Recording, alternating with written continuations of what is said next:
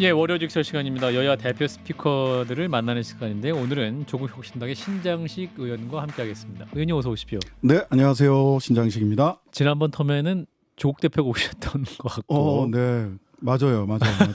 그러셨다고 했습니다. 네.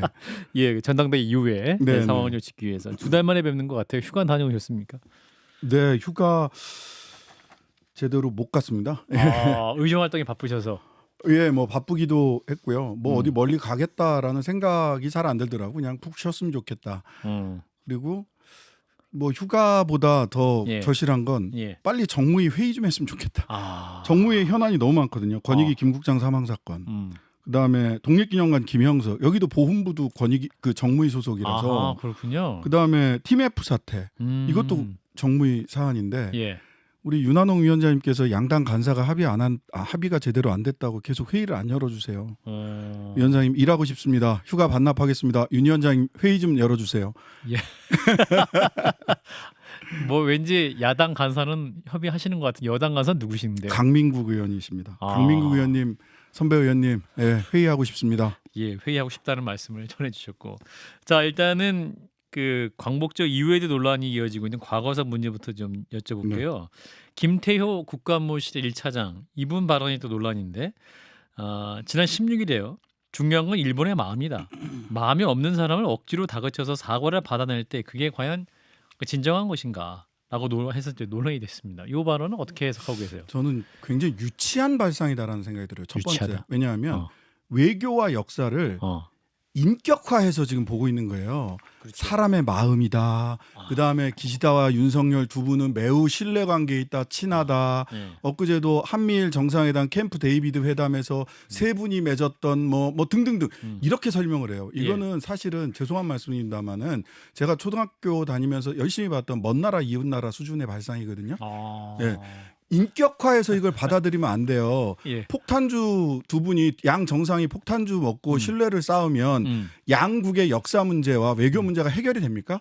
그건 전혀 다른 문제거든요. 그런데 계속해서 지금 김태호 실장도 그렇고 지금 대통령실에서 나오는 이야기들은 국가와 국가의 관계를 대통령과 수상의 인격화된 사람 대 사람의 관계로 마음이 없는데 어떡하냐 이렇게 얘기하고 퉁치고 넘어가려고 한다는 거죠. 예. 실은 이렇게 그냥 퉁치고 넘어가려고 하는 것 이면에는 소위 뉴라이트식의 역사 인식, 식민지 근대화론이라고 하는 그때 우리가 뭐 일본이 뭘 잘못했어 우리가 힘이 약해서 먹혔던 거지 라고 하는 식의 인식이 바닥에 깔려 있는데 그 얘기를 내놓고 못하니까 이런 유치한 발상으로 인격화해서 국가와 국가의 관계를 보는 이런 화법으로 나오는 게 아닌가 저는 이렇게 생각이 됩니다. 그러니까 이제 김태호 이분이 1차장 이분이 이제 국제정치학자잖아요. 네. 국제정치학 이론 보면 이제 구조와 행위자로 당연하죠. 이제 외교 관계를 파악하기 때문에 예. 행위자인 국가 정상들의 관계가 굉장히 중요하다. 그런 맥락에서 이제 행위자 중심으로 사람의 의윤화해서 말했던 거 아닐까요? 예, 그럴 수 있습니다. 네, 그런데 그 네. 측면만으로 해설이 되지 않거든요.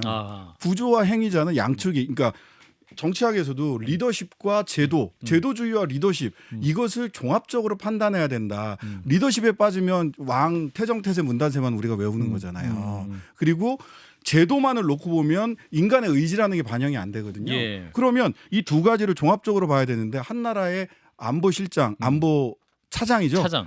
죄송합니다. 실장인 줄 알아가지고 그분이 하시는 행태를 보면 실장을 네 분을 갈아치우신 차장님께서 이런 식의 인식을 갖고 있고 대통령 귀에다 대고 이런 식의 인식을 자꾸만 이야기하신다면 역사도 제도도 국가 간의 외교적 관계나 기존의 법적으로 또 맺어왔던 국제법적 관계들 있잖아요. 다 무시하고 둘이 친하니까 관계없어요.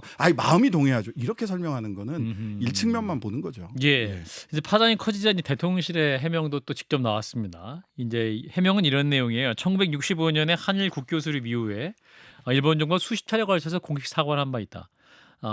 공식적인 과거 식민 지배에 대한 사과가 있었고 그러한 사과가 피로감이 많이 쌓여 있다라고 이렇게 이제 일본의 피로감을 말하는 것 같은데. 그래서 저는 일본의 피로감인지 우리의 피로감인지 우리가 계속 얘기하는 우리의 피로감인지 그 주어가 불분명해요. 우리의 피로감이라고 설마 말했을까요, 우리 대통령실이? 그래서 소위 뉴라이트 식의 역사관을 가진 분들이 이런 문제가 불거지면 본인들이 계속 나와서 해명을 해야 되잖아요. 대통령이 연설을 했는데 김태호 차장이 나와서 KBS에 나와가지고 그게 이런 뜻입니다라고 해명을 했고 그렇죠. 김태호 차장 해명을 또 대통령실에서 해명을 하는 해명을 낳고 있으니 본인들이 필요하다. 이런 호소인가? 라는 생각이 들어요. 예. 그다음에 이게 1965년 한일 국교 수립 이후에 이런 얘기를 하는데 이분들이 가지고 있는 소위 1965년 한일 기본조약에 대한 해석을 저는 묻고 싶습니다. 특히 2조를 어떻게 해석하느냐를 묻고 싶은데 예. 말하자면 우리나라 대법원에서는요. 그 한일 그 기본조약 65년에 맺어진 기본조약 제2조에 이미 무효다. 한국과 일본 간의 조약은 기존에 맺었던 조약은 이미 무효다라고 해서 이미 무효를 당초부터 무효다. 즉 칼 들고 와서 1910년 또는 1905년에 했던 일본과 대한제국이 맺었던 조약은 당초에 무효다라고 해석을 하는 게 정부의 공식 입장이고 대법원도 그렇게 해석을 하고 있어요. 예. 그런데 이분들은 일본에서는 아니 그때까지 1910년부터 1948년 한국이 소위 정부 수립을 할 때까지는 유효하다가 그때부터 무효가 된 거다라고 일본 정부는 해석하고 있거든요. 예. 근데 이제 국제정치학에서 보면 미합의의 합의라고 각자 그렇게 해석하기로 하고 그냥 끝냈단 말이죠. 그러니까 이 당시를 1965년 기본조약에서 이게 불법 점거 강점이었다라고 얘기하고 있는 한국 정부의 입장과 아니다. 불법은 아니었는데 1948년에 자기들이 항복하고 나니까 그때부터 무효가 된 거다라고 하는 일본 정부의 해석이 각자 있었는데 지금 김태호 처장이나 김영석 뭐 국적은 조선 그 일본이었죠라고 하는 것의 근간에는 일본 정부의 해석이 내면화돼 있다는 거예요. 한일 기본조약에 대해서 예. 일본 정부의 해석이 내면화돼 있다 이분들이. 본인들이 이게 일본 정부의 해석이라는 사실을 알고 있는지 모르고 있는지를 저는 묻고 싶어요, 솔직히. 근데 또 이런 반론도 나올 수 있을 것 같아요. 어떤 정부의 우리 쪽 입장에서 사과를 계속 요구할 경우에 이를테면 1995년 무라야마 담화부터 거슬러 올라가면 반성 사죄라는 표현이 나온다. 또 일본 정부는 지금까지 보면 한 50여 차례 정도 사과나 유감을 표했다. 이런 주장이 있습니다. 그러면 이 사과의 진정성을 어떻게 볼 것이냐? 자, 그럼 사과를 무라야마- 언제까지 사과해야 되는 것이냐? 이제 두 가지 말씀드리는데 하나는 진정성이라는 것은 입으로 확인되는 것이 아니라 손과 발로 행동으로 확인되는 것이다. 예. 그러면 자 우리가 물잔에 반 컵을 따라줬다. 남은 반을 일본이 채워야 된다라고 박진 외교부 장관이 그때 말씀하셨잖아요. 맞아요. 예, 반 컵 따라줬습니까? 대한민국 국민 누구에게 물어봐도 그 반 컵이 따라졌다라고 생각하시는 분들은 거의 없을 거라고 생각을 합니다. 무슨 조치를 했어요, 일본이? 상응하는 어떤 조치를 했는지 우리는 뭐 원전 오염수 뭐 이런 등등등 다 용인했는데 어떤 조치를 했냐를 첫 번째 따져봐야 되고요. 예. 두 번째는 무라야마 총리는 당시에 사회당의 평화헌법, 사회당 출신의 평화헌법을 수호해야 된다라는 쪽이었죠. 예. 많은 분들이 그런 입장에 있는 분들이 사과를 해왔어요. 아베 신조 지금은 돌아가셨지만 예. 아베 신조 수상이 들어오면서 소위 강제징용부터 시작을 해서 당시 우리나라 일본 식민지배의 불법 강점을 부인해 왔습니다. 그래서 조선반도 출신의 노동자라고 얘기를 하잖아요. 그냥 뭐 서울에서 제주도 출신 노동자가 와서 일하고 있네요. 라는 말과 똑같이 당시에는 합법적으로 조선반도가 일본의 영토였기 때문에 강제징용이나 불법 강점이 아니라 그냥 합법적으로 조선반도 출신 노동자라고 이야기를 하면서 이미 과거의 사과를 전부 다 뒤집었단 말이죠. 예. 이 부분에 대해서 이야기하지 않고 옛날에 무라야마 총리가 사과한 적이 있다. 또 누가 뭐 통석의 념이란 이야기를 했다라고 얘기하는 거는 보고 싶은 것만 보는 겁니다. 가장 근자에 아베와 기시다가 사과한 적 있나요? 없습니다. 오히려 말을 뒤집어 놓고 그 말을 유지하고 있죠. 예. 그런데 이제 이번 정부의 기조를 보면 이제 과거 선전쟁 좀 벗어나서 미래지향적 담론으로 가자 이런 방향에 많이 읽힙니다. 이번 대통령의 8.15 경축사에도 과거 선급이 없었던 것은 그걸 잘 보면 또 미래라는 단어가 있기 때문에 좀 언제쯤 그럼 우리 미래로 나갈 수 있을 것이냐 이 부분에 방점을 두고 자, 그러면 저는 거꾸로 지금 과거에 얽매여 있는 사람들이 누군가를 묻고 싶어요. 소위 기존의 역사학계나 예. 기존의 한국 정부가 일본의 한반도 지배는 불법 강점이다. 심지어는 대법원까지 2018년에도 2022년에도 반복적으로 대법원에서 판결을 해왔단 말이죠. 근데 그거를 뒤집어서 갑자기 이승만 우상화 작업을 한다든지 또는 1965년에 한일 기본조약 제2조를 박정희 대통령도 그렇게 해석하지 않았는데 일본 정부 측의 입장에 맞게 해석하면서 이걸 바꾸려고 하는 것. 이게 오히려 과거에 얽매여 있는 사람들은 예. 대통령실과 그를 둘러싸고 있는 분들이 아닌가라고 하는 질문을 사실 되돌려드리고 싶습니다. 그러니까 예. 이제 이런 주장 하시는 분들은 또 하나 반일이 아니라 이제 극일하자. 네. 어떤 일본의 과거사를 극복하자. 네. 미래로 가자. 이런 주장 아닙니까? 이게 전형적인 가해자의 논리거든요. 아하. 예, 정진석 비서실장이 그 전에 그랬잖아요. 조선은 일본 때문에 망한 게 아니라 스스로 나약하고 스스로 방탕해서 망한 것이다라는 인식을 갖고 계세요. 예. 학폭 가해자들이 보통 학폭 가해자 부모님들이나 이런 분들이 야, 우리 학교 생활 해야 되는데 요쯤에서 우리 마무리하고 자 없었던 일로 하고 지금부터는 우리 사이좋게 지내자라고 예. 얘기를 하지만 예. 누가 가해자고 누가 피해자고 누가 원인을 제기했고 그와 상응한 책임을 누가 지금 부담하고 있는가가 규명되지 않으면 그 아이가 피해를 입은 학폭 피해자가 흔쾌히 가해자와 손잡고 아주 슬기롭고 미래를 향해 갈 즐겁게 수 있겠느냐? 예, 미래를 향해 나아갈 수 있겠습니까? 예. 자, 이제 광복절 광축사를 이어가는 발언이 또 오늘 나왔는데 반국가 세력이 우리 사회 곳곳에 암약하고 있다. 국민의 항전 의지를 높일 방안을 강구하겠다. 여기 대통령의 발언이거든요.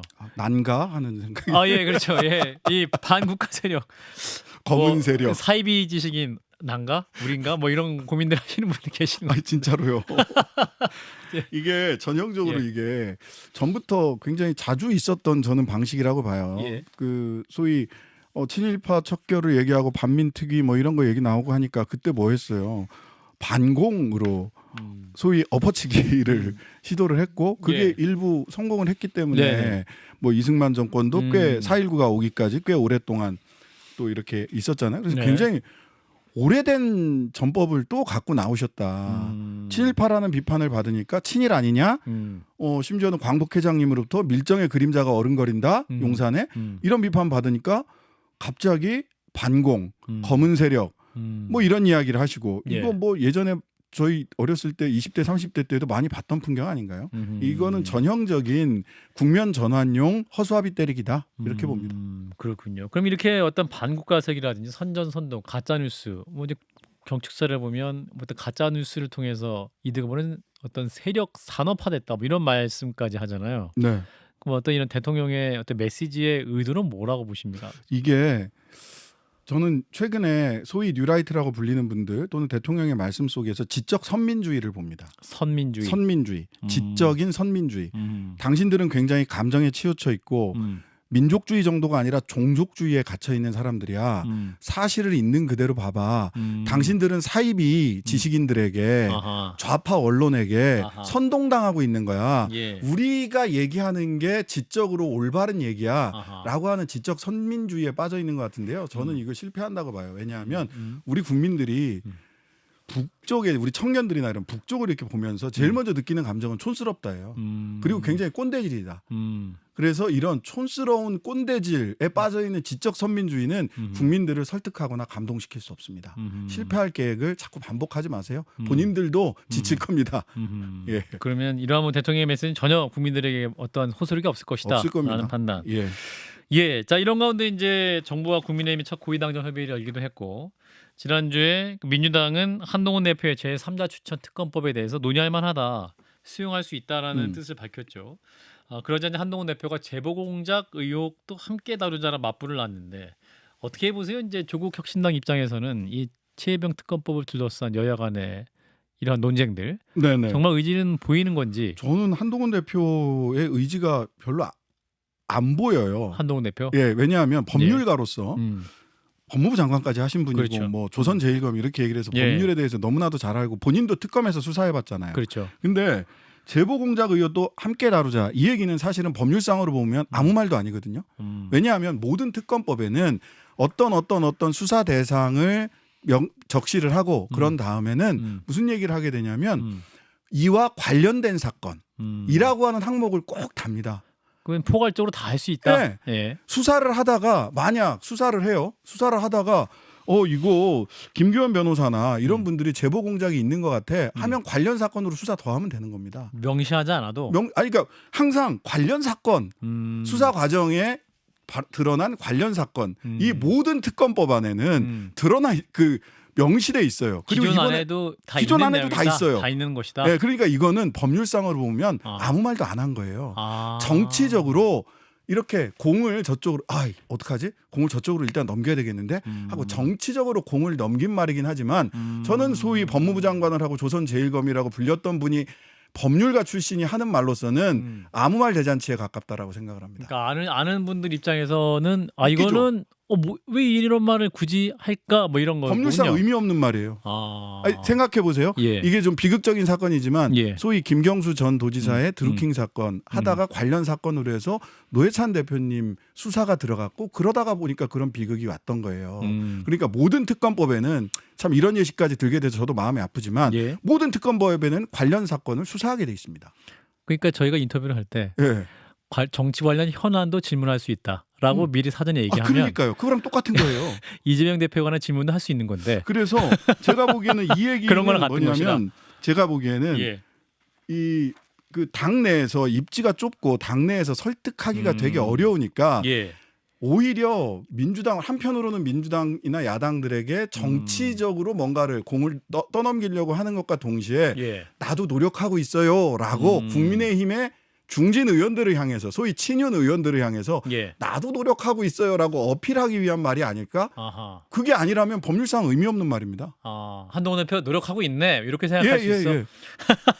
그게 법률상 의미 없는 얘기예요. 근데 지금 이제 이재명 대표와 예. 한동훈 국민의힘 대표가 이제 만날 예정이에요. 일주일 후에. 네. 오는 주일 일요일에 네. 오후 3시에 만난다고 하는데 그럼 회담을 하면 결국 이 얘기밖에 할 얘기가 없을 것 같은데 네. 진전될 수 있을까요? 저는 뭐 민생 얘기를 먼저 양쪽 다 하시고 싶어 하실 것 같고 민생 예. 얘기 하실 겁니다. 분명히.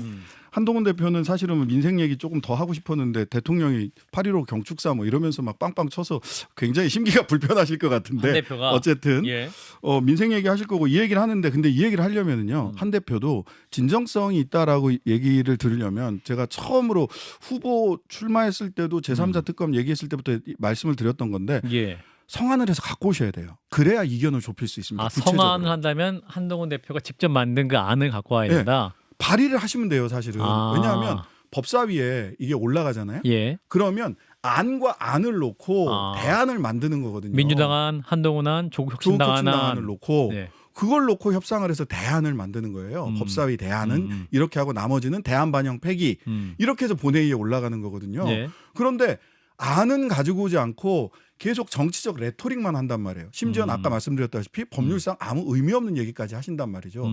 그러니까 믿어지지가 않고 이게 그냥 액션 아니냐. 그러니까 안을 내시면 된다. 구체적으로 안을 가지고 협상하면 예. 저는 여러 가지 측면에서 이야기할 부분이 저는 나올 수 있다고 생각해요.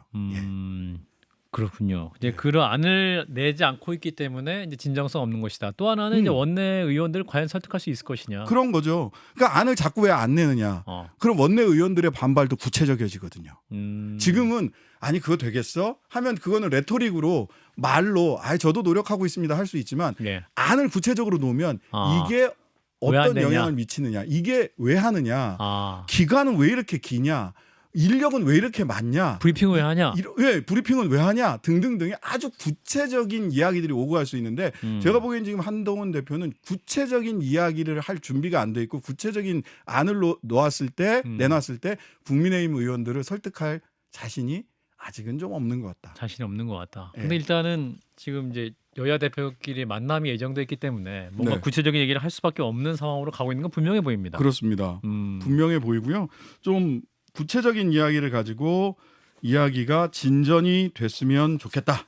라는 바람입니다. 자, 조국혁신당 얘기 좀 해보겠습니다. 지금 10월 16일 날 재보궐선거 이야기가 나오고 있고 지금 조국혁신당 당 지도부가 호남에서 월세살이를 시작할 예정이다. 이런 보도도 나오고 있습니다. 네. 그 전남 영광과 곡성 군수 재보궐선거에 좀 힘을 실는 그런 모양입니까? 거기하고 예. 그 부산 금정구도 있습니다. 예. 네, 그래서 저희들은 낼 곳은 내고 그래서 독자로 돌파할 곳은 돌파하고 연합할 곳은 연합하고 연합? 안 낼 곳은 안 낸다. 아하. 네. 그러면 민주당과 얘기를 좀 해야 될 뭐 상황인가요? 일단은 저희들이 후보를 세우고 그리고 우리가 전격적으로 이렇게 좀 더 강력하게 좀 지원을 해 나가면서 지형을 봐야죠. 사실 이제 호남 같은 경우는 그렇지 않습니까?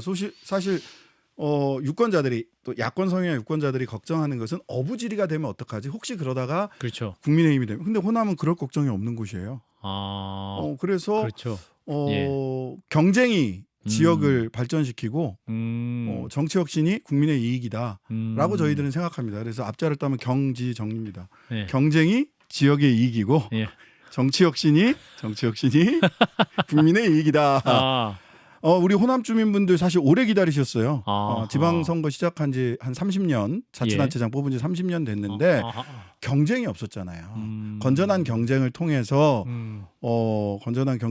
지역 발전의 적임자가 누구인지를 선택할 수 있는. 호남에서는 더불어민주당과 조국혁신당 건전한 경쟁을 하겠다. 그럴 수 있는 거죠. 그건 또 뭐 봐야 되는 상황은 정치적 상황은 끝까지 지켜봐야 되겠습니다만 저희들이 가지고 있는 기본적인 원칙은 경쟁이 지역을 살린다.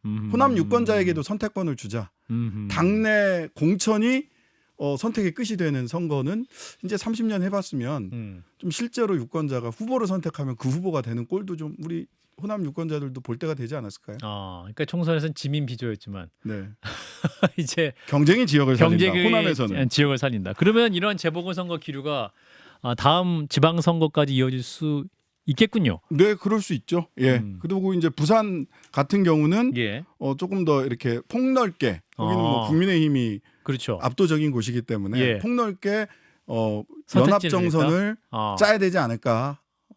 폭넓게 연합정선은 뭡니까? 그러면 같이 하다가 나중에 뭐 그거는 여러 가지 가능성이 있는데 사실 원칙은 정당이라면 독자 후보를 내고 완주하는 것이 원칙입니다. 다만 우리 유권자들의 바램을 항상 정당은 또 관심을 가지고 거기 예민하게 반응을 해야 되는 거죠. 호남의 월세살이 누가 내려가시는 거예요? 일단 저는 갑니다. 대표님도 준비하고 계신 걸로 알고요. 조국 대표도 가세요? 네. 오, 그렇군요. 당 네네. 지도부가 총력을 다해서 네.